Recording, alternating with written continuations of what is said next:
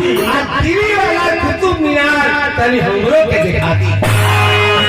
तो मोरो कहले घरनी हूँ घरही में तू रहना मोरो कहले घरनी हूँ घरही में तू रहना कौना बात के कमी बात हमरा से तू कहना कहली मेहरारू कौनो बात के कमी नहीं थे खाली कुतुब मीनार देखब हम आ नाच खाए तो नहीं हो जाए फिर ना लौटे ना लौटे मोरो सोचले मानते नहीं थे कैसे एके दिखाई हो आ यहाँ से दिल्ली बहुत दूर बा कौन बुद्धि लगाई हो वही मेरा लेके पहले घुमावे मेहरारू के बात वही बिना लेके पहले घुमावे मन में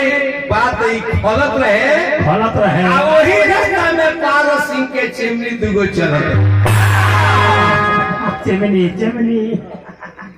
भूल गई कि मौगी हमरो से होशियार हो भूल गई कि मौगी हमरो से होशियार हो आ चिमनी देखा के कहले कि देख लिए न कुतुब मीनार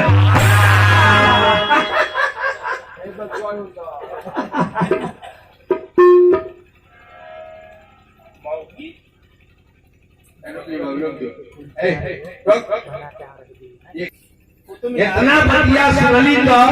मेहरारू से रहल गई ना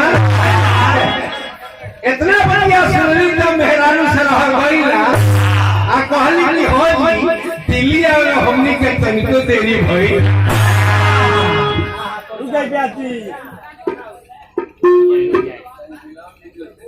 जय हो दिया जाओ बरसा लक्ष्मी की लॉकडाउन भागो चली भाई और बा आप पीछे भी बड़ा चाऊ बा कोटा वाला हाँ ए भाई लड़का के माई आए तो हमरा से बता दे तब का देखिए भाई ये बबुआ के सारा बुआ लोग की तरफ से बहुत पुरस्कार मिलल प्रेम से बोली के माता पिता की परिवार की मौगी कहलो धुआं देता मौगी कहलो कुतुब मीनार में धुआं देता गदहा जरूरत तारे सा आ झीली महका रेजा ने को तारे सा अरे पारस सिंह के यमनी हवे हमरा के भूलियाओ लोग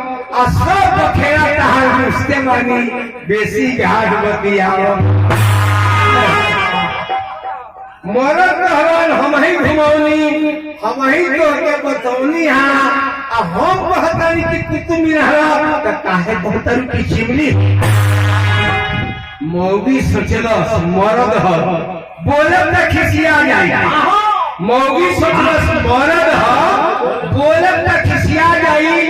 आ कहली कि हां ये देख रहनी घरे चली सांझ के बेरा लुआ बुझा जा नहीं बुझा जाई देख रहनी हम कुतुब मीनार घरे चली साँझ भाई तो मरद कहले साँझ भाई तो मरद कहले आज पराठा बनाओ ना अब बड़ा जोर से भूख लगल बा गरम खियाओ गरम खियाई खीर के बदले मौगी मकई के रोटी पका के धो दिली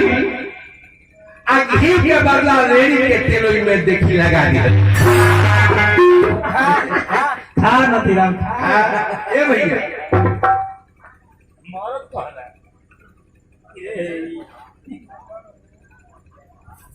मकई के रोटी देख के मरद पहले पूछाता सी मकई के रोटी देख के मरद पहले पूछाता सी तो मौगी कहले चुपचाप रही कुछ मत पूछी आजी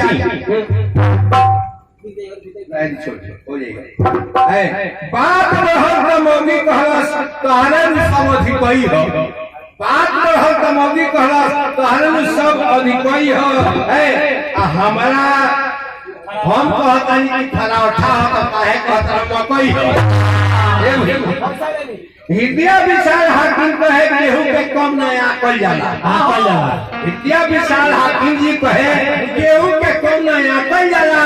अरे अंकर कोई निहारे के पहले अपनो भीतर झाँकल। पैसा दिया जा।